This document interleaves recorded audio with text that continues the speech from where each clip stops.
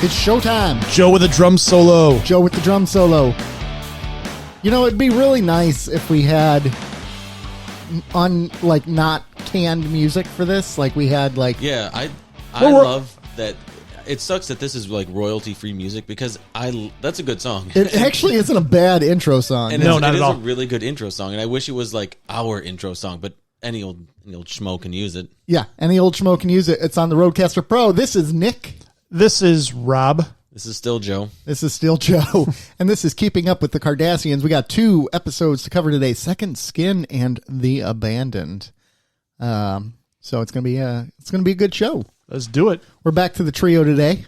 Yep. Jason, thanks for coming on last week. We appreciate your company, That was Jason. fun. And yeah, it was a lot of fun. We had a good time. We changed some lives last week. We did. Yeah, especially with the Momoa and Gosling talk. Momoa, Gosling. Adding a wrinkle to that earlier today was Momoa, Gosling, or Ryan Reynolds. I'm still going Momoa. Oh, Yeah, no. me too. See, if it's between Gosling and Ryan Reynolds, I'm going Reynolds. Nah, well, all white Ryans are interchangeable anyway. I'll take Momoa over all of them. What's another Ryan? Ryan The one from, Right. isn't there one from like the Cruel Intentions guy? Ryan Phillippe, That's him. who Yeah. retired from acting and then came back to acting. Just had to come back. He did. He came back. Not enough Ryans in Hollywood. There aren't a lot of Ryans. Ryan Gosling. Jerry Ryan, Star Trek Jerry podcast. Ryan. Yeah. Yeah. Yeah. Oh, gosh. I don't have any other Ryan. Jack Ryan, not a real person. No. It's okay. Real badass, though. Yeah, he is. But anyways, that's neither here nor there. It's somewhere. I hate that saying. Here nor It's there. neither here nor there. It's It's neither here nor there. everything. It's omnipresent. We should do a Mount Rushmore of all the sayings we hate. It is what it is. Number one. It is what it is. Everything is what it is. Everything is what it is. It is what it is. Mine would all be like theology rated, like it was all in God's plan, right? Or like when someone dies, having gained another angel. I've actually never heard that one. Oh. Oh, no, I did. I lied. Or When a musician dies, like God needed a drummer, God needed a bass player. there's so much bad theology out there associated with platitudes. I could go. I like how on and on God's for days. just putting together like heaven Coachella. He's just picking. Like All he's right, just we got picking Jimi musicians up. Hendrix He's thinking here. of 27 too. He's like, you're all Right. mine. Amy Winehouse, you're going to be the opening act. Oh, Amy opens for nobody. Amy closes. Amy- Chris Cornell, man. Man, that album, Back to Black, that album is, there's not a bad song on that album by Amy Winehouse. That's funny because I've been listening to some Amy Winehouse lately. Have you? Yeah. I just, the other day, I went to the record store and purchased Back to Black on vinyl, and it's a fantastic record. such a good album. Oh, it's so good. You Do don't know it? I don't know the it. song Valerie? Yeah. Okay. Yeah. So Mark Ronson, do you know who Mark Ronson is? He He's did Uptown Funk. Yeah. He produced a version of Valerie that is like old Motown sounding, and he Okay. produced it in mono instead of stereo, Oh, and it's the ultimate version of Valerie. It's the best. That would be it's awesome. better than any other version of it. I would listen to that. Fantastic. I'll send it to you. Yes, I would listen to that. Absolutely. I'm Nick's working on his chords. working on my chords, even though right before the Joe said, "Are chords all sorted out?" Clearly not. Become show tradition now. Either of you guys listen to the new Fiona Apple album? Yes. Is it anything like her old? Yes. It's fantastic. Is it? It's Fiona, wonderful. Man, when we did our underappreciated musician, she should have been in there. I love her first Yeah. 2 albums. Holy cow, she's got a voice on her. It's that it's She that can write a bluesy. song too. Yeah. She can make you feel some stuff. Who's the one who always? It's not Fiona Apple. She does a lot of duets with Ben Folds. Gosh, that's gonna kill me. No idea. Female duets with Ben Folds? I only know Rufus Wainwright duetting with Ben Folds. No. He has other ones. Sarah Bareilles has done one with him. I know that because they were on.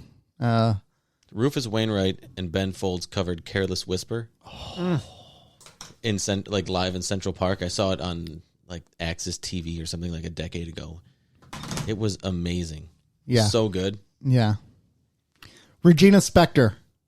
Ooh, I love Regina. She Spektor. She does an awesome song with Ben Folds. Really good. She does it. She did a duet, not necessarily a duet, but she did like a featured with the Strokes. They covered "Mercy, Mercy Me," the Ecology by Marvin Gaye. Okay. It was so good. It was very, very good. I'm really wanting to do another music episode now, based off of that alone. I feel like we're gonna have to put together a playlist for this episode. All the songs that we're.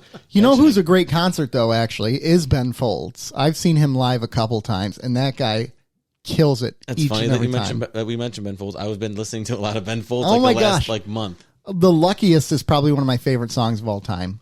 That The song. Luckiest is such a great And song. I know. Oh gosh, the lyrics are amazing. All right, I'll put together a playlist. His Ben Folds live album is really good. Mm-hmm. I don't like his work with the Ben Folds 5 as much as I like his solo career stuff, though. Oh, I think I prefer Ben Folds 5. Oh gosh, that's good. Forever and Ever, Amen isn't that what it's called? Whatever and Ever. Whatever and Ever, Amen. Yeah, that one's a good one. That one has One Angry Dwarf. That's Yeah. a good one. And Kate. oh yes. Brick is on Song there. for the Song Dumped. for the Dumped. That's such a great song. Yeah. You know, he has, there's like a bonus, like there's one, like a bonus one, and they do Video Killed the Radio Star on it, a cover of that. Really? Yeah. I'll look that up. That's really cool. Yeah. Ben Folds, if I had to name like my top artists, Ben Folds would be in there. The Foo Fighters would be in there for like my favorite, my personal favorite. They would be probably in my top 3. Yeah, top 3. Very nice. I don't know who my third would be. I'd have to think about that. Dave Matthews Band. Slowly creeping up that list. Yeah. Just like Detroit style pizzas on your list. I'd probably go with Buddies. No. I'd probably go with George Harrison Although- as my 3. Technically, I think I'm contractually obligated to say Buddies is better than Jets now because. Because you're Twitter. Yeah, I put out a tweet. And saying Jets responded, yeah. Well, the first one to follow us gets my lifelong support. Oh, yeah. And Buddies was the first. Buddies was the first one you're out of luck. to reply. You know what's scary about a lot of these musicians that we like?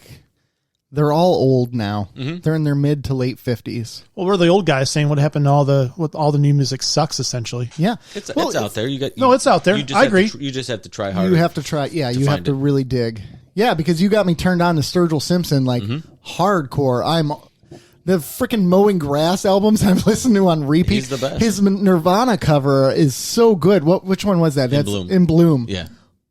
I think you told me about it that day when we recorded, and I had forgotten about it. And I'm just listening, and all of a sudden I'm like, wait, this song sounds.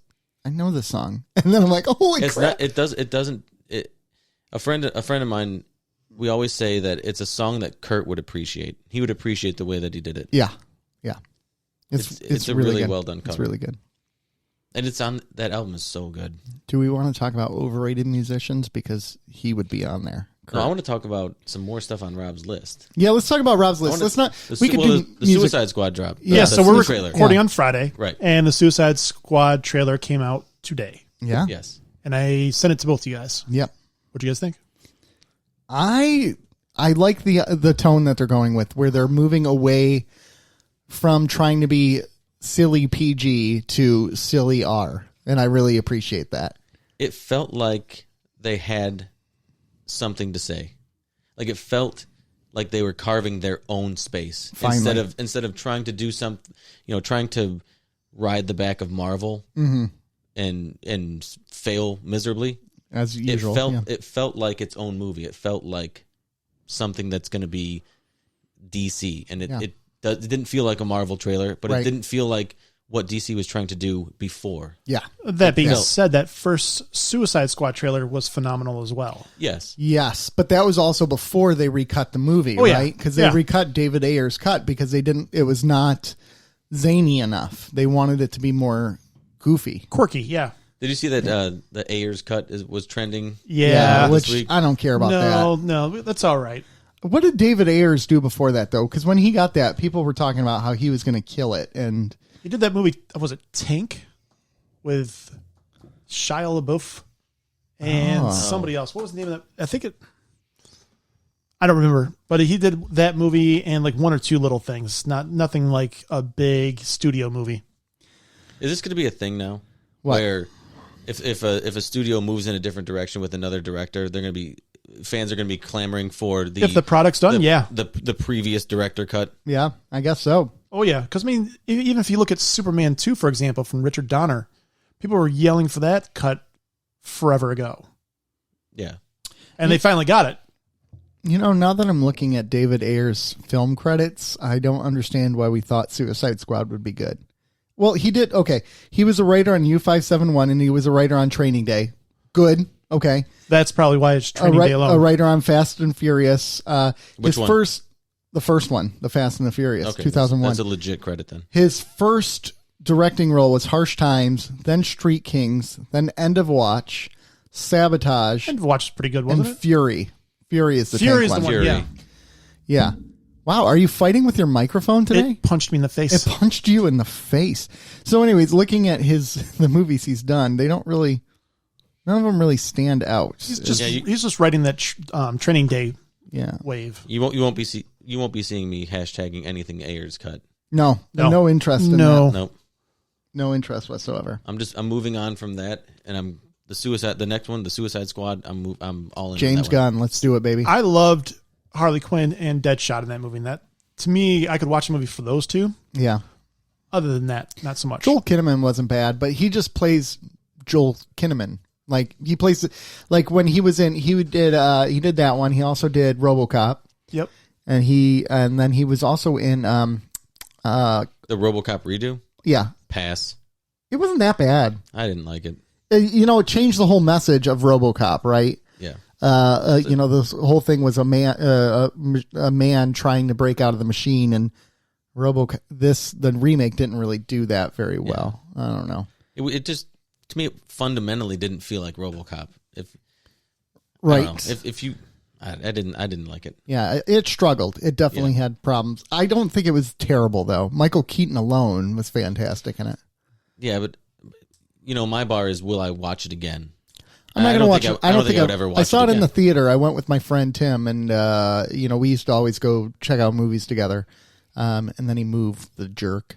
What a turd. Tim, you're a turd. Tim, you're a turd. He's not going to listen to this. He doesn't watch Star Trek. Tim, you're the best. Well, Tim's really a big turd now. Yeah. Oh, if he doesn't listen, screw him. Exactly. Tim's a good guy. So anyways, apparently not. Yeah, we used to go to movies all the time, and I remember us both leaving the theater being like, "It's okay." It was like a solid C for a film. It didn't feel necessary. Like after I saw it, I'm like, okay, I could still live in a world where this never existed. Right, but that's the reboot time. Remember, like all the movies were Total Recall and all that stuff. Gosh, yeah, PG-13 Total Recall, which I never saw that. I heard it was terrible. I don't think I never saw it. I have a Kate Beckinsale thing, so I saw it. Colin Farrell and Kate Beckinsdale, which I was listening to Fake Doctors, Real Friends the other day. They're doing a live show tonight. Yeah, they are. But what the hell are we doing here? I know, right? They were talking about the episode that Colin Farrell was in, and apparently it was, he was the guy who got into a fight at the bar and punched the guy and put him in the hospital. It was only a one-day role, and the way they convinced him to be in it, like they were trying to convince him to be on Scrubs, and he's like, I don't know if I want to do it. They're like, look, whatever money you make on this, we will give to a charity. And he's like, oh, excellent. I will definitely do it then. So he did it because they gave it to a charity. Cool. That's pretty interesting. And all of his work was done in one day, which is pretty crazy for film. They don't really do that anymore. Oh, yeah. Usually it's that 5-day shooting. Yeah. Yeah, exactly. So was his role getting in a fight in a bar, or no? He was. He got into a fight in a bar. You said he's Irish, right? Based on real life. You said he's Irish, right? Yeah. Fight. Oh, yeah. It's odd. My Lucky Charm was the name of the episode.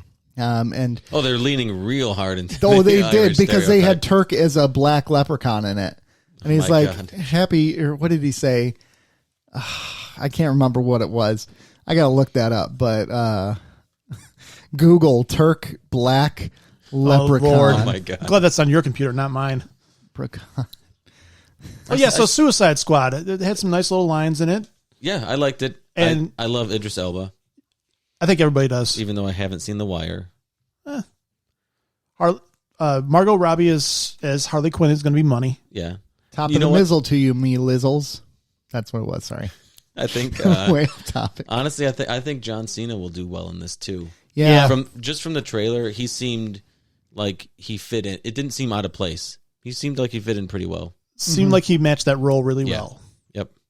Yeah. He's got a good sense of humor too, which fits. So I thought the trailer was a solid. I'm excited for it. I'm Angel excited for the movie. Spooging on us. I thought the dicks on the beach joke was way better. Oh my gosh. I laughed way too hard at that. Yep. I actually like this other line but where the woman's like, well, why would they put all these penises on Yeah. the beach? And he's like, what did he say? He's like, bad guys you never know or something Yeah. like that. It was just Right. Yeah. like never take it for granted what bad guys will do or something like that. I can't remember. If this beach was full of dicks and I had to eat them in the name of justice, I would do it. So Scarlet Witch. Not Coming- Scarlet Witch. Oh shoot, you're right. Black Widow. Black Black Widow Widow. coming to Disney Plus and theaters July sometime. So do we think now, like we talked a lot about how movie theaters are struggling. Is this the death of movie theaters now officially? Warner Brothers signed something for 2022 where the theaters would get a 45 or 60 day window. Still, I don't think this is the death. I think we're seeing the rise, it's rising again, but as something different. Well- Theaters as we knew them are gone. Yeah, those are done. It's the death of the big chains, I think, to me. I It's still going to think be I still think the chains will be around. I don't I said it before. I think big cinemaplexes with like 15 or 20 screens gone. Yeah. Done. There's not enough demand and there's not enough asses in seats Mm-hmm. and there's not going to be going forward. see, I think theaters back when the Pistons were good, theaters would sell tickets to the games to watch them in their auditoriums. Yeah, but you're talking Or- like 15, 16 years ago. But I'm also the Deep Space Nine concerts. documentary came out. They Right. put them in a movie theater for a day or two. Yeah. Or big TV events. If you were to do some things like that, They and did kind of- Hamilton like that, I remember. yeah, and Yeah. branch out, you could get more people in. At least put a butt I in a think seat. so. But I think when you're talking about big theaters now, like going forward, big theaters are going to have maybe 10 screens. Oh yeah. yeah, I don't And you're think going to have more, you're going to have probably more IMAX. more of this hybrid release where you're going to get, a good section of people seeing it at home first, and then a good section of people that, still cling to that theater experience. Which I think if they scale it down, I think the theaters can provide an even better experience Absolutely. for the viewer. Yeah, absolutely. I would probably I'd pay extra for a ticket where maybe the theaters are much smaller, like much more premium seats, and maybe, I don't know. I don't know how they would do it, but I would pay definitely a lot more for a ticket to make it a better Now- experience. Are you going to pay? Because I hate that it's like $30 to watch this movie, or to upgrade for these movies, right? For the Black Widow. Yeah. Oh yeah, All the that's- HBO stuff comes with a subscription. It's Disney Plus that's doing that to you. Disney Plus that does So- it, which I don't want to normalize that. I think they can marginally increase the subscription dollar amount, and then Well, I know, but Disney Plus isn't. They're yeah, they are. They just jacked up their rates today. Oh, did they? no, but they're still charging the Yes. for the premium, right? Yes. I don't want to normalize that. If they want to make this, because what's HBO now? $14.99 a month, right? Yeah, If they can make it $15.99 or $16.99 a month, yeah. and they can just kind of work it in that subscription, Well, Netflix doesn't charge you more for their shows, as an example. right? Why these bastards gotta feel like they have to? Because Netflix has a stronghold on the streaming market. That's obvious. I was just more I know. rhetorical. I guess I don't there see is a problem. I don't see a problem with them doing that. Like they did that with Mulan. They did that with some other ones. And $30 does seem steep, but then you think about a family of 4 if they went to the movies. Right. You're But you're also paying- going for that experience. If I had an IMAX screen in my house, I'm in. Nope. Right. I'm still going to the movies. I'm going to the movies. But I mean, the snacks are cheaper and they're more to your liking at home, right? You can pause to go to the bathroom. There's more convenience, right? But So there's something. is it okay to pay $30 to see a movie that's visually and audio probably a little less optimal? But you know what? Not in every home, because Yeah. home audio and home theaters have come a long way Yes, they have. from the days of, from the heydays of theaters. Sure, they have, but the theater's still more immersive. Oh, absolutely. But for that experience, I'd pay for that experience alone. But I mean, are they closing the gap enough to make it? Well, more people are going to stay home. Worthwhile to stay home. Yeah. People don't want to go out. Even before Corona, they just don't want to leave their house anymore. Well, because everything is so convenient now. Yep. And I think, even if Corona didn't happen, all this has done is accelerate the demise of the theater chain as we know it, maybe like by 5 or 10 years, right? Like this was already going to happen, but now it just moved it along a lot quicker. Same thing with like work from home and all that. Like this was already going to happen, but now it's just like they didn't have a choice. They had to move to that model. And if we're going to have more, in order to kind of get your smaller movies into a theater, the studios are going to have to work with the theaters because again, they make very little off box office. All their stuff is concessions. Yeah. Well, that's the thing. It's the death of smaller indie flicks and dramas, and movie theaters are going to mainly be action, sci-fi, that kind of stuff. See, I think it's going to be the death of the mid-tier movies. I think you're still going to get your big blockbusters. Okay. And your art house theaters are still going to play your Sundance films and your all that stuff.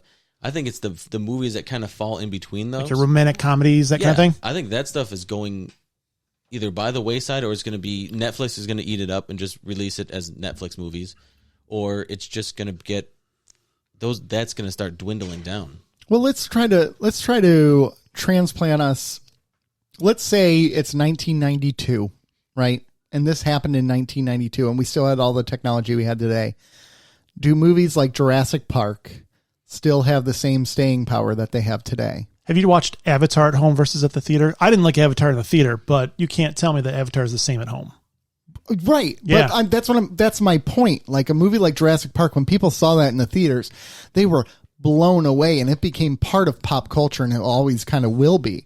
Because everything was so huge on the screen. It was dinosaurs. Right. It was immersive. It was loud, and it was huge.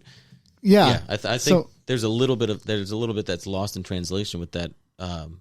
With those types of big blockbuster movies. So I just quickly looked. Okay, Jurassic Park wasn't 92. It was probably 93, right? I think it was 94, maybe. Yeah. So I just looked at the box office for like 92, for instance. Number one box office movie of that 2. year. Huh? Home Alone 2.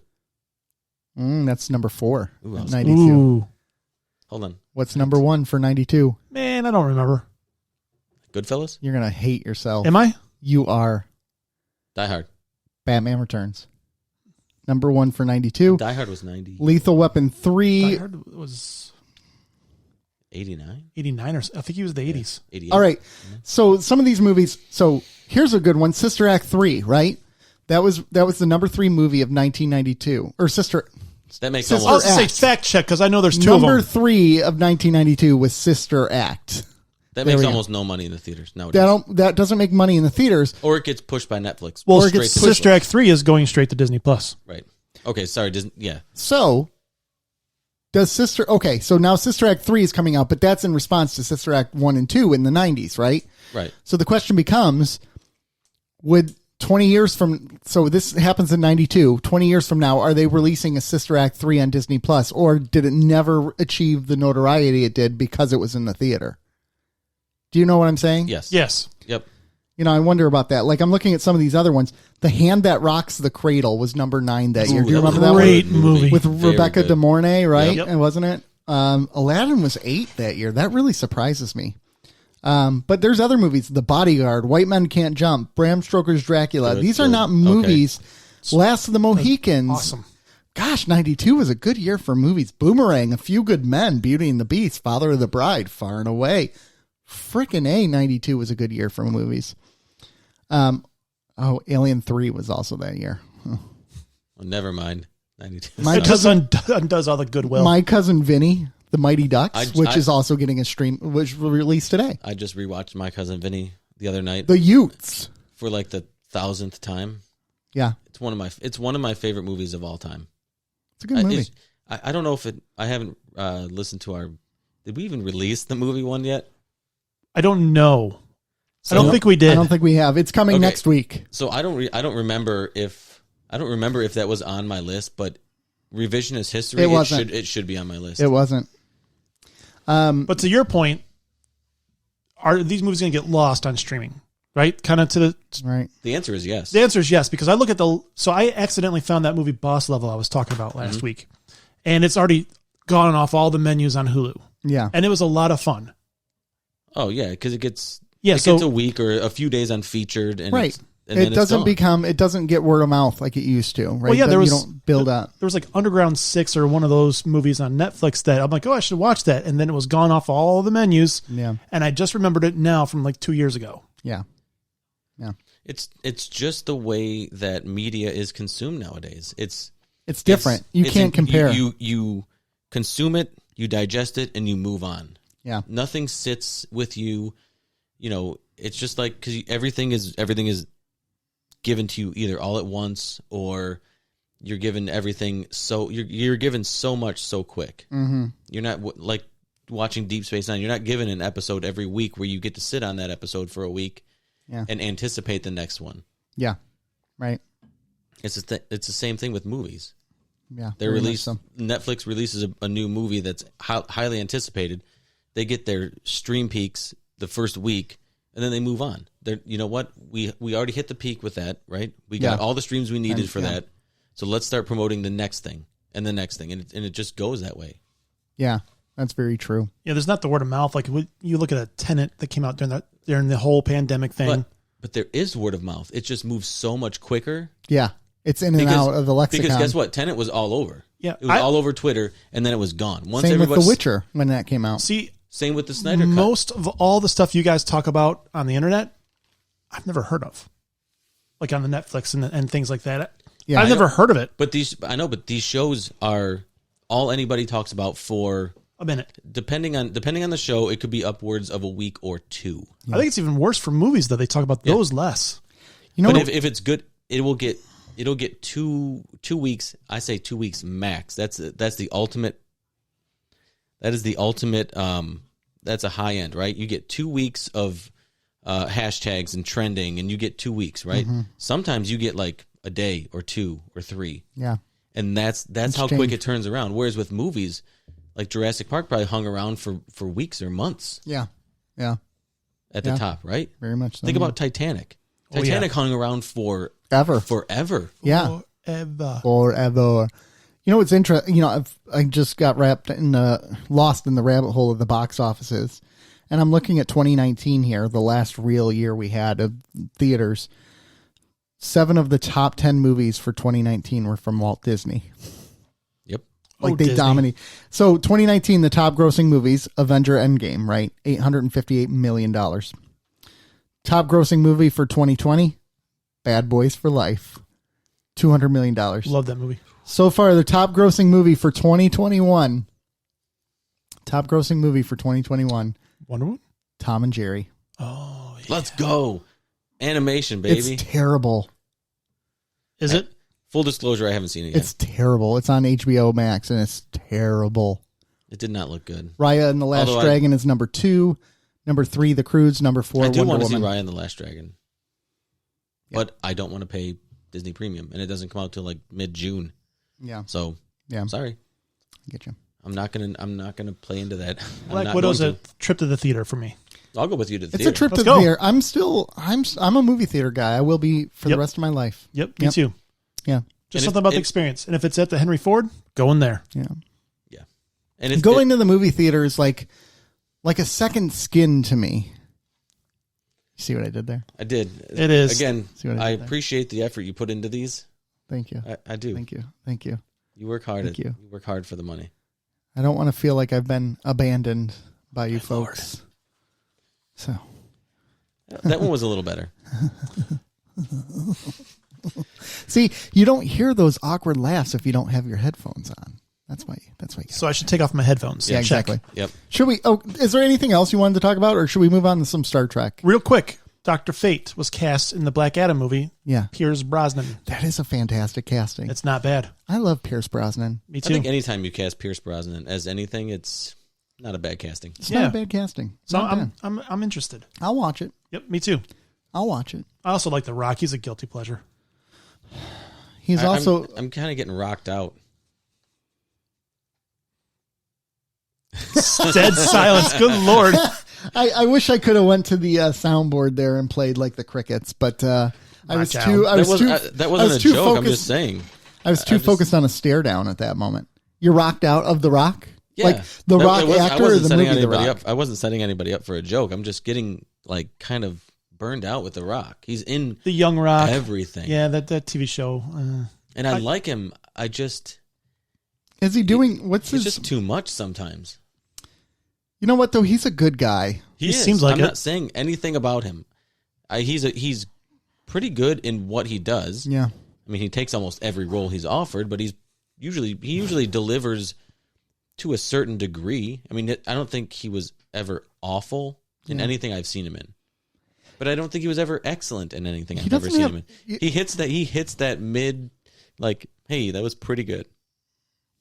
He found his niche and he went for it. Like I'm looking, he was in Baywatch where he played the same character, Rampage and Skyscraper and Jumanji, Hobbs and Shaw, Jumanji. Yeah. He's got a niche, but I just think he was pretty also good. in a movie, Snitch. He's got a niche in Snitch. There's just too much The Rock being pretty good in movies. Like I'm kind of over it for a little while. Yeah. Yeah. Well, All right. I'm going to move on to John Cena. John Cena. The next The Rock? Yeah. They're in a similar. I mean, they're former wrestlers. They're pretty charismatic guys. They're like action movie stars. Right. Yeah. We'll see. Yeah. Now we can move on to Second Skin. Second Sin. Yeah. Hey, that's not that kind of show. Nope. No, it is not. So we're moving on to some Star Trek here, and we always appreciate you folks sticking with us for our pop culture talks. I hope you guys enjoy it as much as we do. Oh, we love to talk about it. I mean, we could talk about Star Trek all day, but we want to give you fans The Snyder Cut stuff got some love. Yeah, it did. It did. So Second Skin. What? Let me. Okay. You want to summarize it? Oh gosh. All right, I got it. Kira, minding her own business, going to the holodeck, having a good old time, gets a phone call that says, "Whew, you were in a prison camp, back in the day, weren't you?" And she's like, "No, I don't know what you're talking about." Then they show her a picture. "Yeah, you were. Holy crap, I need to go investigate this." Goes to Bajor to investigate. Gets abducted. Oh my gosh, she wakes up and she's a Cardassian now. What? Oh no, turns out all along she was a secret sleeper Cardassian who was genetically modified to be a Bajoran. And she doesn't believe it. Her Cardassian daddy comes in and is like, "I love you, sweetie. You're mine." And she's like, "You ain't my Cardassian daddy. My daddy's a Bajoran." Well, the Cardassians don't want any part of this. They want information out of her. They say, "Cardassian daddy, get out of the way. We want this information." And the Cardassian daddy is so worried. Stop it with that. Cardassian daddy decides that he's going to help genetically altered Kira, who's a Cardassian, get off the planet.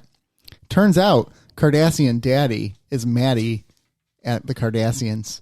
He's trying to overthrow their militant wing. And it turns out that this was a ploy all along by the Cardassian government to find some convincing evidence that the father here was a bad guy. But really a good guy. So his name is actually Gamor. So at the end of the episode, turns out that it wasn't actually Kira. It was Kira all along. They were just using her as a ploy. Gamor's daughter is still a sleeper cell agent somewhere on Bajor. So the episode ends with him escaping to DS9, deciding to start a new life on a different planet. And well done. That's it. Well done. So sum up this episode, and if you could say one word for this episode, Joe, what would it be? Garrick. Yeah, it is. Garrick. There it is. Yeah, it is. I knew it was going to be that. Of course. So originally this episode was drawn up to be as O'Brien-centric, and O'Brien was actually going to be Cardassian. The way they kind of drew up the first outline, they're actually going to make him Cardassian. He was found out to be a Cardassian. He hates the Cardis. Yeah, so he was planted, and he is truly Cardassian. But then when the writers thought about it and Oh, realized, wait, he would actually be Cardassian. Yeah, so the question at the end of the episode would have been, is he the sum of his heritage or the sum of his memories that were given to him? So, but they realized that he had... I like that question. Yeah, they realized he had human children with Keiko, and that didn't really work out so well. Right. Minor plot point. I'm glad they realized that. So, I will say this. When you first see Kira as a Cardassian, that was powerful. I thought it was very powerful. It was. Did you notice, too, just like in that Mirror Universe episode, everything about her demeanor kind of changed here, which I think lends credence to the viewer. It's like, oh my gosh, is she actually a Cardassian? Right? Like for instance, the way she was sitting on the couch. You got that too? We do this almost every week. I have the same notes. Oh like, it was like teenager like. Yes. Like she's like, you're not my father. Yeah, she went and she was like sitting like with her legs tucked under her, like cross-legged, like arms folded, like I'm not listening to you. You can't tell me what to do. You're like it was just This wasn't the strong Kira we knew before. This is strong in the teenager sense, right? Like that strong defiant. Defiant is a good word. Yeah. See what you did there. But it's almost like she is exuding a false confidence, which she is exuding a false confidence because towards the end of the episode, she's really starting to believe that she is this person, right? I mean, but she just, man, Nana Visitor knocked it out of the park again. The whole episode, yeah. I mean, really, when she's looking at the mirror at the end and smashes it and goes into tears and then actually warming up to him on the couch and holds his hand. Mm-hmm. She did a really great job. Yeah, Nana Visitor this is an excellent episode for her. Can you though? I'll get to this question later because I feel like there's more to cover on this episode. First, I had some deep philosophical questions. Ooh, I have some other questions about Kira, but they're not deep and philosophical. Well, let's go through those. What do you got? It kind of bothers me how she kind of is very nice to the what's Gamora in this at the end, or at the end, because she hates Quark for even like making deals with the Cardassians. And the other episode, there was a couple episodes before where she has this like attitude. She shouldn't like any Cardassians, right? She's inflexible on that. Yeah. And she hates Quark because he worked with the Cardassians, but in Duet she had a soft spot for that guy. Really took time. They really did why she had a soft spot. Well, and then in this episode, it's just inconsistent with the rest. I don't think so. See, I don't think so either. I think traumatic, which led her there. It kind of led her... The trauma? Yeah, I think the trauma of what she was going through and how he tried to support her. Stockholm Syndrome? And she's grown as a person through the first two seasons, especially for this episode. I really don't think you could do this episode earlier and have her react the same way. Right. The reason why... So there is that, yes. The reason why I don't feel like this is inconsistent, though, is because the reason why she's hated the Cardassians so much is she views them as, I don't know a better word than inhuman, right? I mean, oppressors. The oppressors, but harsh feelings, not capable of love, not capable of affection. They love to hurt. And here she is with Damar, who is loving and kind and patient with her the whole time. And then she finds out he believes the Cardassian system is a wreck too, and he's trying to change the Cardassian system. So she's got a soft spot for him. So maybe. So then that's kind of similar to the guy in Duet then. Right? Yes, right, because he had the same thing. He was still part of the system, but he regretted his role. But he regretted his role and wanted to pay for his role. Right? He wanted to suffer because of it. Okay, so I can see that. I see that. Come to our side. Well, I'm a Quark defender too. I know you are, because I love his character so much, and we all love Quark. I mean, you get what you get with Quark. Tell Uncle Quark about it. Her attitude towards Quark is inconsistent, but I don't like how he's not there. He's there for himself. Well, she's fixated her I think that's anger the upon him. problem. I think that's the problem, though. I think They're all there for themselves. no. I think the problem with Kira is that she likes people who believe in community and she doesn't like egocentric people. Cardassians very much are egocentric, right? Quark is egocentric. Yeah. They're looking out for themselves. She doesn't like Bashir because Bashir was egocentric. Yeah, so to me, it's more about she doesn't like the vanity of the person. It's not what he's done in the past that she definitely doesn't like that. I think she can get past that, but she can't get past Quark's vanity. Plus, I think she focuses her anger about the whole Cardassian occupation towards one person, and that person is Quark. Right. Yeah. I mean, he is That's her fixation for that. Is it because he's the constant? Yes. In the two. Yep. So he was there when He's it there was beforehand. Cardassian, and he's always now. there to remind her of what was. So I think that's her hyperfixation is that she associates it with that. I never looked at it that way. Yeah. That's the constant reminder of what it was before. Yeah. That's Like, a good how are you observation. supposed to move past your feelings and your I'm sure she has PTSD when you're constantly there on a reminded daily of that. basis, yeah. It's the equivalent of being a soldier, right? And something terrible happens to you, and then you have a bomb buried in your backyard that could go off at any moment. Like you're like, Well, it's always serves as a reminder. I know it's a terrible metaphor, but you know, there's a book out there that teaches leadership, and they always say you put things in boxes, and if you put something in that box, it's hard for you to recognize. You will put things in that box that don't belong there with that issue. So no matter if it's your issue, you're going to blame Quark. If it's Kira's issue, she's going to blame Quark because that's Quark. That's her hyperfixation right there. That's her thing. So if Quark does something good, she can't get him out of that box he's assigned to. yeah. That's a good way to look at it. Yeah. I thought about it, and it was a fleeting thought, but Yeah. it was something that I had written down. I could see why you thought that. I think it's a fair thing to I think question. after like talking it out and kind of really going through the motions of reasoning why, I can see how her behavior is consistent, and I can honestly see why she would have that behavior, why she would have these tendencies to kind of be nicer to these, be a little bit more sympathetic to these types of Cardassians. Yeah. Well, I'm glad you realize you're wrong. Hey, some of us can admit it. Did you have anything else on Kira?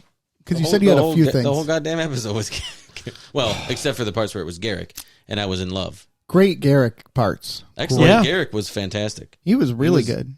Garrick and Kira were both fantastic. And I like that line by Damar at the end, though, too. Is like, don't trust him. Like, Yeah, I like how they threw that in. It's even though that Garrick helped you here, this guy is still, don't trust him. Maybe that's why I don't like him. He was talking shit to Garrick about Garrick. Yeah, maybe that's right. Well, But Entech, it's kind of true, right? Garrick, we don't know anything about him. He had that, he got a little defiant with Cisco On the and Defiant. with Cisco and that whole plan. Yeah. this is extortion. Yeah. Yes, it is. Yes, it is. I love Yes, that. it is. Yeah. But go Go ahead. ahead. So Entech was supposed to be they thought about making him a reoccurring character. Yeah. But then they realized there's going to be value in having Garrick kill him because it'll say that Garrick's capable of anything. And Garrick liked the guy. Yeah. I like how he Yeah. says that at the I end. rather liked him. Yeah. Well, and also it's kind of like a way where it's like, man, this guy really is burning all of his bridges in order to get back to Cardassia. But Right. Garrick is savage. Garrick will do whatever he can to survive. That's what he's doing. So here's my big question for this episode. Can you imagine the psychological trauma and scarring this caused to Kira and to Gamar? It's seriously. This whole thing. Yeah. Yeah. Kira, we don't know how long she was there. Probably a couple weeks, right? You would assume a little bit of time. Yeah. I mean, by the end of it, she was about ready to admit that she was this person and just didn't realize it. Like, And the whole Cardassian occupation of Bajor is still fresh in her mind. yeah. She hasn't moved past, she hasn't emotionally processed all of that yet. And now it's bringing it back to the forefront. Yeah. And not only reopening those wounds, but making them even deeper. Yeah, exactly. Well, I think what makes it deeper actually here is the fact that it's hard to empathize with the people that you aren't like. Now she looks like them. She's living in their home. She's having a relationship with Daddy Cardassia.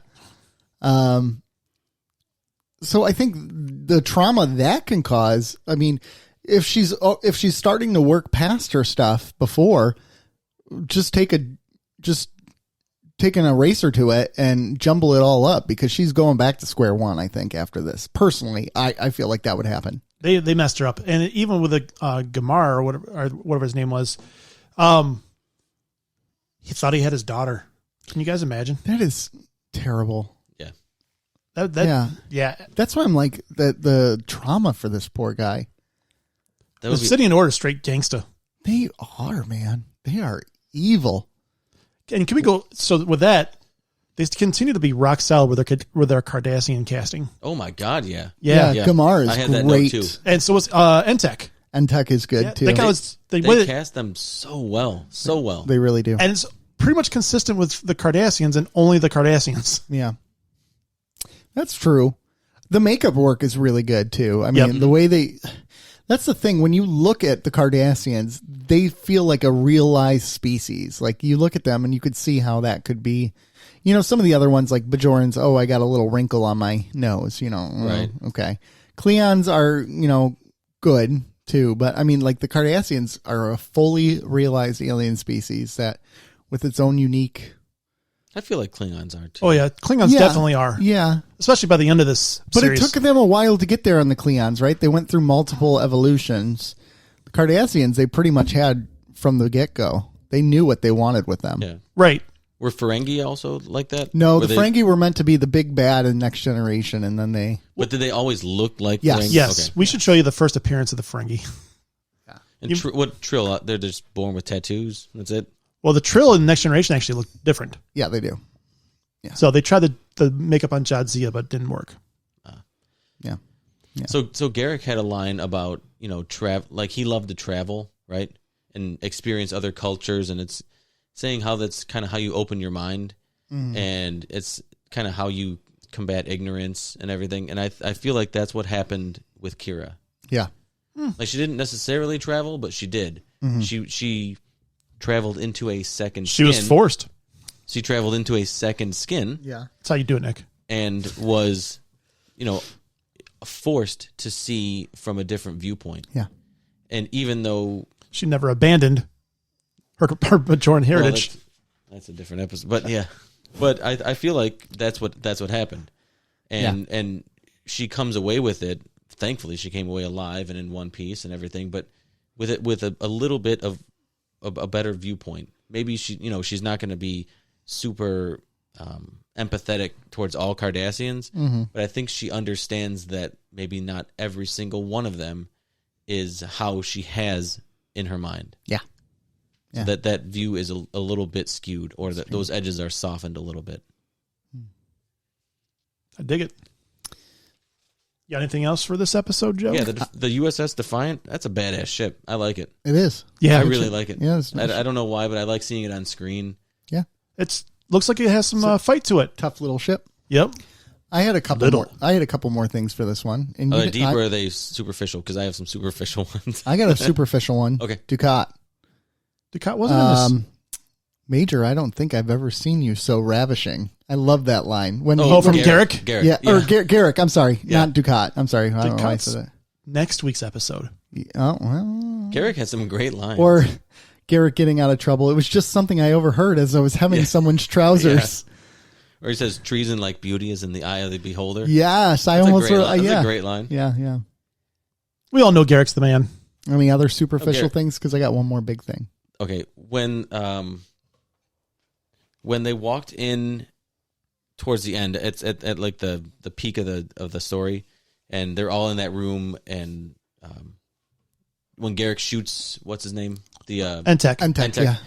And Cisco walks in and just tosses Odo I love. aside. I was going to write that up. Yeah, tosses him behind him. Yeah, like that's gotta hurt for him, right? I mean, Well, I didn't realize it, and it didn't hit me Me immediately. either. When he walks in, he just tosses something down, and I'm like, okay. And then they go, and then all of a sudden, Odo forms. And I I'm thought like, that was really that's clever. Perfect. That's yeah, really it was clever, but like, does that hurt Odo? Apparently not. No, he's good. Yeah, he's all right. He's good. But I thought that was really clever, kind of It for the was. bag, because you even saw Entech, look away at it. Yeah, like, what's that? Who cares? Yeah, Yeah, that's not important. I don't care about that. it was really well done. Yeah, I thought that was great. Final thing I wanted to add about this, and this is a what if. This didn't happen in the episode, but I thought an interesting twist at the end with Gamar could have been that it was all a big long play all along. Like Gamar actually was in on it with the Obsidian Order, and it's a long play by them. Right now, he's gained the trust of Kira. You know, it would have been kind of interesting to show him going off on the ship or whatever, and then like hailing the Obsidian Order, saying, you know, the plan worked or something like that. Would have been a kind of a cool long play to it. It would have hurt the episode. Don't get me wrong. In some sense, Kira would still have. We still would have seen that layer ripped back from Kira, right? Right. But it would have been kind of. It would have shown to the cruelty of the Cardassians. In a way, it would have been a little bit similar to Jem'Hadar, though, when they got the Vorta and brought her back to the station because she was a friend. Yeah, and then No, I'm not saying they would do anything with her. No, or him. I say it was a little bit similar. Yeah. I think that could have been a cool long play. They don't need to do that. It didn't hurt the episode not to do that. It was just kind of like this could have been interesting like that. You're right. It could have been another storyline to develop down the road. Just a thought. There's a line in the very beginning in the first part where Kira says anything worth doing in a holosuite can be done better in the real world, which I appreciate that line, that sentiment. You know, with technology nowadays, you know, you can do anything on your phone or your computer or anything, but you know, doing it in real life, there's a certain, you know, tactile nature to it. It's and then Quark says you obviously haven't been in the right holosuite program. I could arrange one. You could. You could. I thought that was pretty great, and it's like now, like technology. You can do anything, just like we were talking about the theaters. Going to a theater is an experience, right? You go to the theater, you get your popcorn. It smells like a theater. You could watch it at home, or you could watch it at home. Yeah. Well, there's nothing like going to a baseball game. Right. Wherever you're at in baseball, there is no experience like going to a baseball game. Easily the best in-person sports experience. Absolutely. Out of the four I would major agree. ones. I would agree. I'm the biggest football fan in the world, and I will concede that every time. You know why I agree? And this sounds like an old man.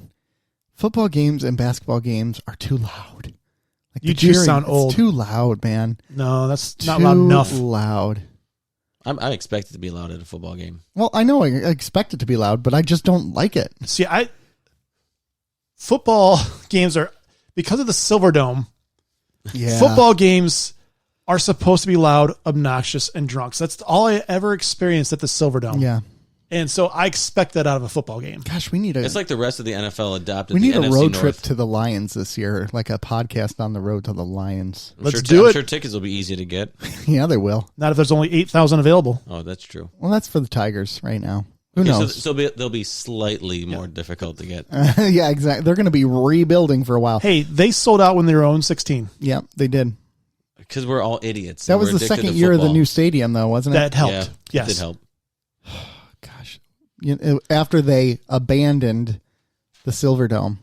Speaking of abandoned, how about the episode The Abandoned? I got some things to say about this one. This one was Uh-oh. odd. This was an odd episode. I didn't take a lot of notes on this one. I don't know if I liked it or hated it. See, I like some things they did. So I did like too. how it started off. You were thinking this was going to be a Cisco-centric episode, both the A and B story plot. And then they kind of switched it to Odo, the A plot, and kept Cisco as the B plot. I thought that was really good. I thought that was good Yeah, too. I like that. I like that switcheroo. Yeah, I didn't see the Odo A plot coming. Like Nope, they not at snuck, all. They snuck Right. it in on you, Right. And then you're like, oh yeah, this is an Odo Because episode. Odo is 0% in it up until that point. yeah. Yeah. And Cisco's like, baby, yay. Yep. I'm so happy. I'm going to adopt this But child and take there it was home. some that you know the Cisco talking about wishing Jake was young again really hit home. Oh, man. Big I time. got that written down. Big time. Yeah. It does, because I miss when I can just make him smile by doing this. Yep. I got a 14-year-old girl who doesn't want any part of me right now, so 100%. Yep. That was, I've talked about this ad nauseum probably on this podcast, and I was watching that going, oh, I know how you feel, Cisco. I agree. My oldest son is 14, and he only thinks I nitpick at him. Like he only thinks I yell at him or that he does something wrong. Yeah. And I just miss those days where you can just curl up on the couch and watch a cartoon, or just go outside or go for a walk or go to the park. And they were young and they were little, and everything was so much simpler. And now everything, you're trying to prepare them for the next step, right?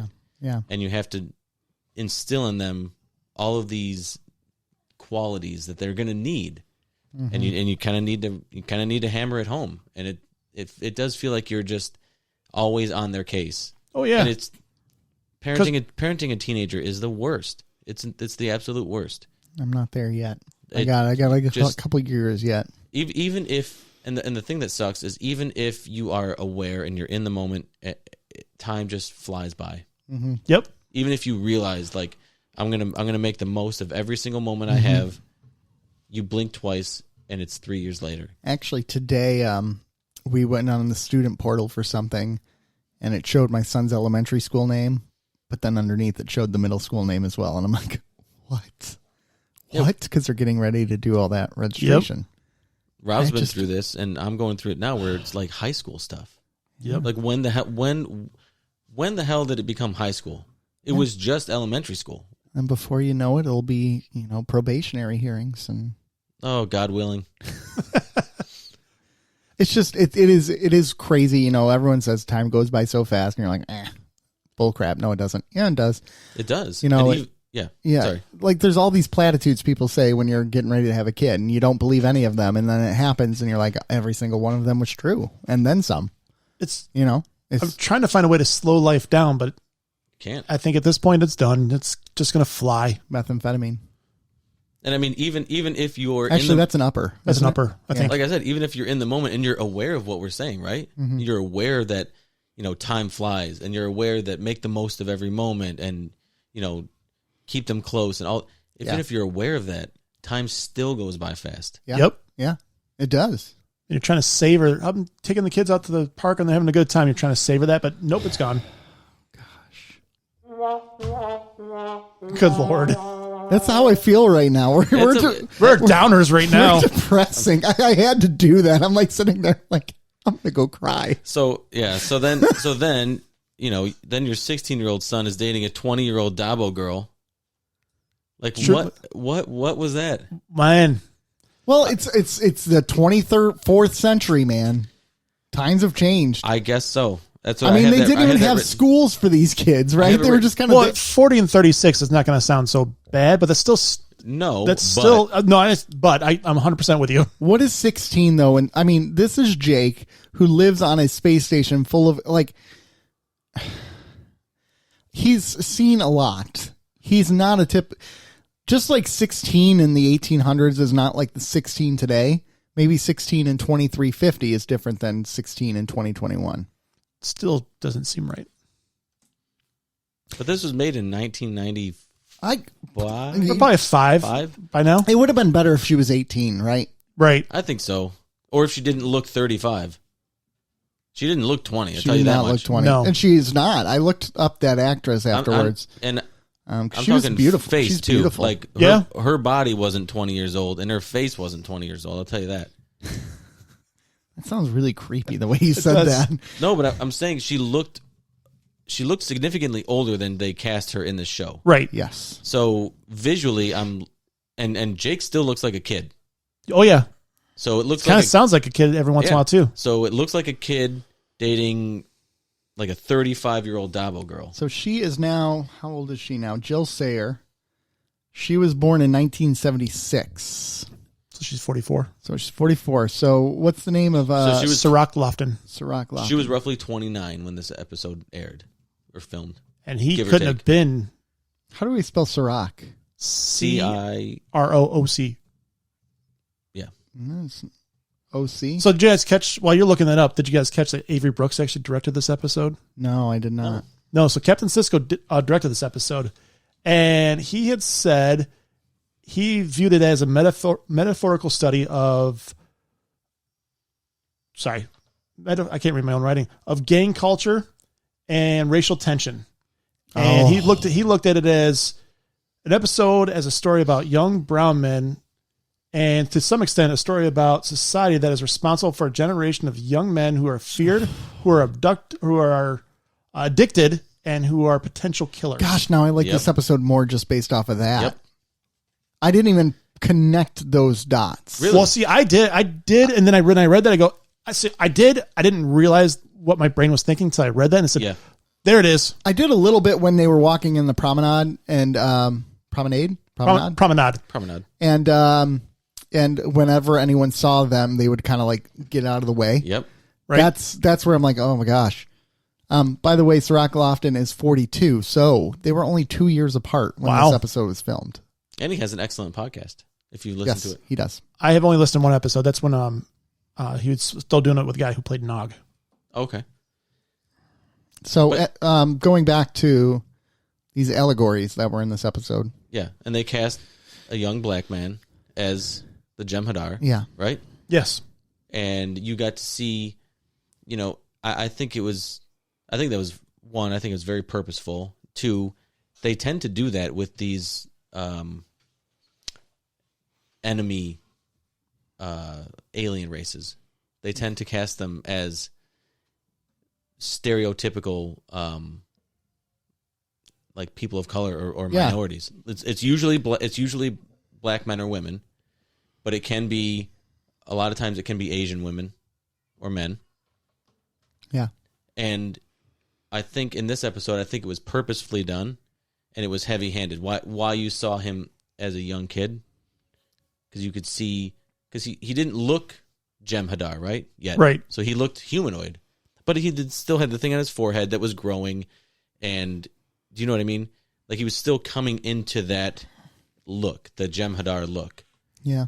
And I think it was to Avery Brooks's point that it was cast and done like that. Yeah. I don't know that it was, but to my eyes and the way that I took it in, it was heavy-handed in the right kind of way Star Trek is to known get the point across of what Avery Brooks was trying to do with this episode. Yeah, Star Trek has always done something like that where it's telling you a story, but it's actually hiding something else in it. Right. So there's a very good possibility that was completely intentional. Well, then I think it was. I think that it makes was. me think back to this, the drug addiction, where the founders intentionally had them addicted to drugs to make them reliant upon the founders. It's no different than what the U.S. government did with the Black Panthers back in the day, get them addicted to drugs and then all of a sudden then create this drug problem and then declare a war on drugs later in the 80s, right? Which was specifically a war on drugs against black and brown people. It wasn't against white people. It's even today, right? Like, white people, we talk about the methamphetamine problem, and it's really a white person problem, right? It's not nearly as looked down upon as the crack cocaine problem, right? I mean, right, like the heroin? Heroin. Like, when white people get sentenced to jail, it's like 3 years in probation. Black people, it's like 15 years, Right. 15 to life, and 3 years is probably generous for white people, right? It might be probation. Well, look at the news coverage during like the heyday of the crack, like the crack addiction, and now with like opioids and heroin, it's a real issue now, whereas it's a problem back then, right? And it's the language you use and the tone that you're reporting it with. Yeah. Like, how are we gonna address this issue of, oversaturation of the opioid market versus, the crack epidemic? Right. It's a problem. It's coming into your neighborhoods. You know what I mean? That's what they would say. Yeah, Right. it's coming in your So- yeah, very much so. I really like this episode. Gosh, now I didn't like this episode. Now, like off of that, like it kind of. What didn't you like about it originally? I just, to me, it was just kind of a boring episode. There's not one thing that stood out to me, but that's the problem. Not one thing really stood out to me. See, I got the thing that we just talked about. I also got that it's interesting how they portrayed the Jem'Hadar threat without really having to. They just did it out of this one guy and how they're programmed. They're actually advancing the story of that species a little bit to kind of not have a warring episode where it's a lot of action, but they're still imposing that these guys are not to be, with. Yeah, I mean, they were genetically engineered to kill. Right. Right. So they did a great job, I thought, of showing that threat without even really having to show that threat. Yeah. And, how quickly they can turn around these soldiers, right? Yeah. Yeah, Right. because he becomes an adult in the span of a week, right? Right. So not only is the Jem'Hadar, going to go to any lengths to win this war, right? Mm-hmm. But they can crank out. Yeah, people. They have an unlimited army. Right. Yeah. Right. And I think this was actually a necessary episode to kind of build that tension. Well, and that's what I put. It's a nice development in the Dominion arc. It shows the evilness of the Dominion, and by making them addicted to Ketracel White. They haven't named it that yet, though. No. So it really just kind of, it's an important episode to have, and that really advances the story without being action oriented, which Right. I appreciate. Another good episode for Odo as well. We haven't even talked about. Yeah, that was a fantastic advancement in Odo's maturation. Not only just emotional Odo, maturation. but his relationship with Kira. Yeah. Yeah. When he Big put when he nuggets. put the flowers in his old bucket, Yeah. Yep. I love Oh. that. It was great. That was great symbolism. Yeah, Yep. it was. Well, even like I when love his taking root in my bucket. when Kira came into his apartment and sorry to intrude, and he's like, "You're always welcome in my quarters." Right. Ooh, But you didn't like this episode, by the way. no, it's So I had to think so there's a shut up. so with the Jem'Hadar, there's a war going on, right?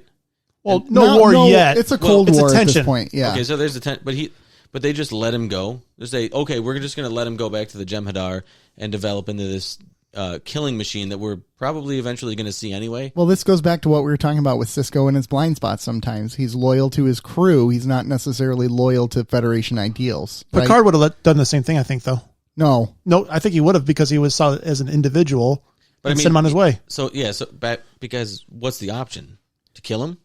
You I don't think Cisco's going to kill a child. And do Picard defended Data as an individual and let him go.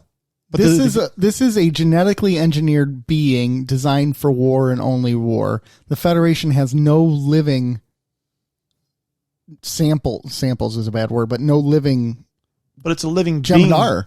It's a living being. They would have treated it, or if the Federation stuck to their morals, they would treat it as a living being. Yes. And they can't imprison him yet because he hasn't done anything wrong. Oh yeah, he did. He kind of got into some fights on the. Oh, he punched Station. Bashir, and we've all wanted to do that sometime during the show. I just. But Touché, now here's touché. the thing. Here's a big problem. The Federation said thank you for punching him. Yeah. I don't think it's easy as being like he's a living being. He needs to go back. He was on Deep Space Nine, a very important strategic station by the wormhole, in the quarters of the chief security officer. He lived in the quarters with him for a hot minute. The Federation And thinks they're like, Odo sucks, so they're like, you can go home. But we know the Federation has problems with Odo and his ability to be a security chief, right? Like, this is just another. Which I thought kind of played into Cisco's trust in him. Like, so Cisco's just going to trust him, even though, 5 episodes ago, he said, that his abilities are kind of suspect and spotty in keeping DS9 safe. He's had numerous security breaches. It happens every week. Yeah. Yeah, they had the freaking Cardassian operative in the last episode walking around the station. They didn't even know it. Right. Right? And she wasn't even hiding. She's just in the just in the balcony watching. There should be a rule that wasn't a Cardassian, first of all. Yeah, she wasn't. But there should be what was she? Whatever, some other species. I don't know. There really should be a rule that anytime there's someone standing on the promenade just staring at people, they should be immediately arrested. Unless it's Nog and Jake staring at the girls off the transports. Jake better not be staring at no girls. He's dating a Dabo girl. He gets to stare at one He's girl. in love with the Dabo girl. See, it's like in love with a stripper, but Dabo girl. We got it. Do you? I don't think you do. That's not a bad one. Here's a question. So she was talking about, speaking of which, she was talking about how the stigma on being a Dabo girl with her family and this and that. And then she had her own problems. Do the Dabo girls just run the table, or is there more to the job? Because I don't see what the big deal is running the table is. I'm assuming the reason why Dabo girls are looked down upon is they rely on hypersexuality in order to Maximize profits. Okay. Yeah. Because that guy was going to walk away a winner. Right. And she wouldn't let him. Right. Until she kind of flirted with him with wearing almost nothing. Right. Right. And she kind of teased him into one more bet. He loses. She winks at Quark, and she moves on. It's right. There's a fine line there. He had 4 Dabos in a row before that. What a terrible game for the guy who runs the business. Right. Yeah. But so I don't think she actually did anything with the customers. I don't know. Maybe she did. But I think the whole idea is that it's like a Hooters girl is what you're saying. Because sometimes they're not looked upon the most favorable. Oh, no, they're not, because they rely on sexuality in order to Thank you. That cleared it up. Thank you. Increase sales, right? Right. We shouldn't be blaming her. We should be blaming the bettor. He should know better. Walk away. You win 4 in a row. Odds are you're not gonna hit one. Walk away, man. Right. This is interesting though. Okay, so this story was written in the mid '90s, and there is a very good point here. Why should she be looked down upon? It's the man's responsibility to not be an idiot and be obsessed with sexuality, right? Right. It's He has to be responsible. He's mixing essentially business, the business of winning money, and pleasure, and that he's acting irresponsibly. Yeah. Yeah.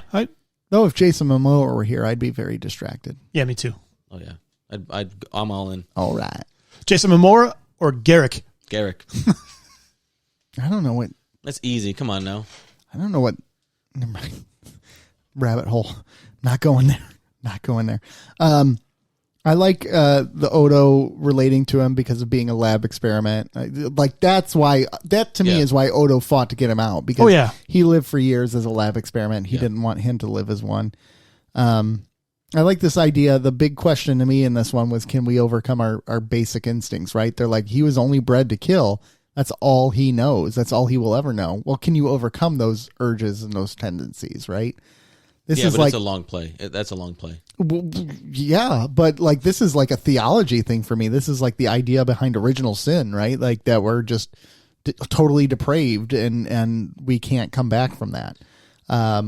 It's like is he totally depraved? Is there no hope for him? It's like a kind of similar to like a drug addicted mother, right? Having a child, and that child can overcome that addiction that the user, the mom, did while pregnant, right? Right. That's an uphill battle. Yeah. But it can be won. Yeah. It just takes a lot. So I think we've had this discussion before about, you think everybody is worth, everybody has the ability to overcome, their shortcomings or their faults or their, their bad tendencies, right? Right. It just takes longer for some than others. Yeah. But I don't think in the course of one episode or 30 minutes or whatever they were going to do that. They were going to do it. But I think if that was Odo's job, like he was under Odo's wing and they just gave him carte blanche to do it, and no one was coming after them, and there wasn't pressure to give him to the Federation or let him go. Story, go to the Gem Hut. I think he could. And Bashir because he had the emotional investment in seeing that boy overcome those things. Yeah. And Bashir could have probably helped him out a little bit by maybe adjusting what the chemical was that would calm him down a little bit. You can wean him off. Wean him off. Yeah. That might have helped too. Well, that might have helped. That chemical could be causing that hyper-aggression in him, right? We know. Contribute. Yeah, absolutely. Yeah. And they could have used the the hollow sweets and the Garrick is savage. I saw this note. Garrick is savage. So they could there use should the be hollow 2 sweets. hearts by that. Heart XO. You know what? When I'm taking notes, I really want to use it. I have the tendency to want to use emojis when I'm writing down. Smiley face, winky face. But yeah, they could have used the hollow sweets or the simulations, and they could continually gear it towards his progression, right? Right. Yeah. Because the first time he saw that, he just wanted to beat someone's ass, and he wanted to, level 1, give me level 2, 3, 4, 5. He had to get it out, and you know what? It's probably going to be like that for a while. Mm-hmm. But then you can, you start working with him chemically with Bashir, working with him emotionally and physically with Odo and with these hollow sweets and with all the simulation stuff. I think over the long run, I think you can. I think you can overcome what he was born to do, because eventually it's going to just fade out. I think as long as he's seen as a threat, there's no way he's ever going to be able to overcome that, right? But until they don't see him as a threat, which is part of the thing with the Dominion, right? If he had time, and this kind of goes back to what this is supposed to be a metaphor for, right? Right. You know, as long as we see black and brown bodies as a threat, we're not going to be able to make much progress. We have to stop seeing everyone as a threat. Or not everyone. White people need to stop seeing black and brown bodies as a threat. Right. I agree. It was. I thought. Is this Avery Brooks' first? I believe this is first. Hell of a first episode. And he did some good shots too. So like when they were examining the boy at the time, they're up close on his eye, and it slowly zoomed out to show everybody in the room. There's actually some really nice shots in here too. The point of view. Yeah. When he was like having his. Well, even when he was like I guess he was like a fully formed Jem'Hadar. Or even he was before like a that, teen. they had him on the bed. They were looking at him, and they had him right up to his eye, and then they zoomed out to show Bashir. Yeah. Cisco. It's back when Cisco was still a plot too. Yeah. Right. Yeah. But I like the point of view, and then you when he went out in the hallway, freaking out, and you see everybody, and then when he throws the punch, as soon as he throws the punch, they change the shot. Yep. Yeah. I thought it was very good. Yeah. One awkward thing, Odo trying to smile. Oh, that was terrible. That was really awkward. And his smile was just like, Right. It was very creepy. I mean, it doesn't translate well over a microphone, but you have to see it. It was just You'd have to see it to believe it. He tried. I appreciate that, but swing and a miss. It's kind of like Joe. On He more grins than smiles. Yeah, but there's no teeth. You're right. So he would. I don't know. He always smiles when he's tormenting Cork. Yeah. Oh yeah. He gets a lot of pleasure out of it. Oh yeah. Yeah. So I mean, do you like the episode a little more than you did coming into it, or about the same? I do. It's given me a little bit to think about, so I want to wait to rate that one till last if I could. Yeah. So let's rate the first episode though. Let's do it. All right. I rated it a 7. Second skin. Yeah. Yep. I'll go 7.5. I was going to say 8. You're allowed to. You can. You fall in line with IMDb if you do I that. can do. Make it so. 8. What you know about Make It So? What you know, number 1? Who does number 2 work for? You show that turd who's boss. Who does? I forgot about that. Oh, So Austin Powers. So 7, 7, 5, and 8 for second skin. Yep, I got it. Oh gosh. All right, The Abandoned. You want me to? I'm going to go 8 for The Abandoned. And it is not lost on me that I'm rating this higher than a Garrick episode. I was going to ask. I thought it was an excellent episode. Good. You might not like me after 6.5. Yeah. Okay. Why wouldn't I like it? You have your own opinion. That's true. It's fine. It's Nick we're not going to like after this. That's probably he's gonna rate it second skin. He's no. Look, I was prepared to give this episode like a 4. Are you Really? serious? Wow. I was prepared to give this episode a 4. You're out your mind. a 4. I was. Are you going to double down like Dabo? Go to 8? No, Okay. 6. Okay.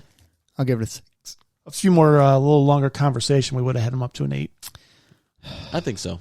But It bodes well for me that you think I could go longer on this conversation. Oh, we got to record a podcast, so you can go longer. I liked there was let me go back to the episode.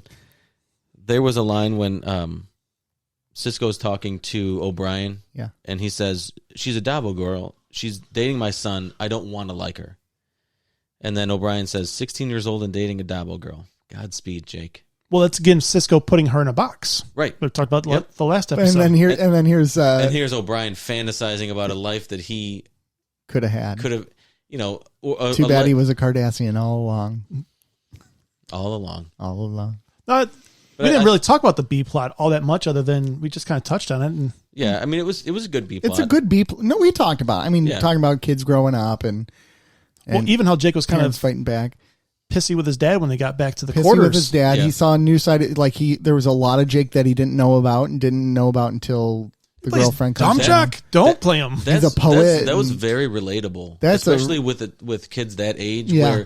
where they're kind of off doing their own thing, and you're not around them as much as you were when they were little. Yeah. Because they want a little more privacy, or they have they have a little bit more freedom, so you don't get to see all of these details about their life. So all these things that you would know about a younger child, what their favorite cartoon is, what their favorite snack, this, that, Right.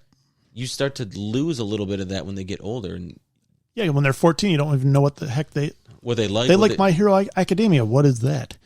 And then the next day it's something entirely different. Yep. right. But I mean, that happens with little kids too. But you're there all the time with the little kids Right. when they do that. You're So not there. so you're in for these transitions. Whereas the other one, when they're older, you might learn it from their friends, or you'll see a different kid when they're around their friends, versus when they're like in your living room or you're hanging out at home. Yeah. That's kind of why I hope in the future my son feels comfortable hanging out with his friends at my house. Not because I want to be around him and don't trust him, but it would be nice to see him more in his element when he's a little bit older. I get that. What is he like with his friends? Is he himself with his friends, or is he Well, then it comes to the question: what's himself? Is it what you're seeing, or what he is around his friends? Yeah. It's a deep And- rabbit hole. Yep. Yeah, I mean that could be a long conversation. Oh, that could be another episode. Does he have a second skin around me? Uh, I don't like that one. no, you get no. Take I that don't one like back. that one. I take it back. I don't like it. All right, gentlemen. Good That's episodes. it. Good episode. So next week we're taking a break, folks. It's Easter Holy Week. Holy Week. As you can imagine, it's a busy week for me. So Joe is going away. He's leaving us.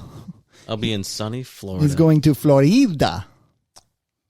And And Rob I'm doing nothing. and Rob is doing nothing. So we're taking a break, but we're gonna air a Mount Rushmore episode for you next week. Mount Rushmore of They're back. probably movies. Yeah, Yeah, we'll decide. We'll decide. Yeah, I think it's movies. you're gonna get a Mount Rushmore. But anyways, And shout out to the Muck Podcast for their first promo on our show last yeah, week. we appreciate it. That was red. Yeah, stay tuned after our show airs today. We're gonna have some promos for other podcasts as well. Where can they find us on the interwebs? Twitter at Cardassians Pod, Instagram Cardassians keeping _up _Cardassians, Bam. Or on Facebook. or on Facebook just look up Keeping Up with the Cardassians. Yeah, it's there You'll find us. Find us on any of those with our networks. sweet logo. Anyways, everyone, it's been awesome. It's been real. This is Nick. Later. Adios. Take care.